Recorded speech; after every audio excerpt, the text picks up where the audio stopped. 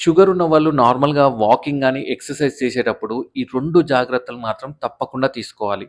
ఫస్ట్‌దేంటంటే నార్మల్‌గా అందరూ ఏం చేస్తారు లేడీస్ గాని, జెంట్స్ గాని ఇంట్లో ఏదైతే స్లిప్పర్స్ ఉంటారో అదేసుకొని ఖతం వాకింగ్‌కి స్టార్ట్ చేస్తారు.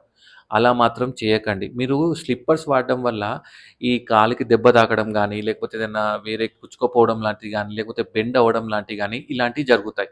అందుకోసమే ప్రాపర్ ఫిట్టింగ్ షూస్ అనేది మీరు వేసుకోవాలన్నమాట. షూస్ ఏసుకోవడం వల్ల మీకు ఎట్లాంటి ఇంజ్యూరీ ఉండదు. పొజిషన్ మంచిగుంటుంది. ఫ్లెక్సిబుల్ అండ్ మంచిగా వాకింగ్ గూడా చేయగలుగుతారు. సెకండ్ థింగ్ ఏంటంటే, డైరెక్ట్ వాళ్ళు బయటికెళ్ళి ఈ సిమెంట్ రోడ్ మీద వాకింగ్ చేయడమో, లేకపోతే రోడ్డు మీద వాకింగ్ చేయడమో లాంటివి చేస్తారు. అలా కూడా చేయకూడదు. నార్మల్‌గా మీరు ప్రిఫర్ చేయాల్సిందేంటి, గార్డెన్‌లో గానీ, లేకపోతే మట్టి మీద గానీ వాకింగ్ అనేది చేయాలి.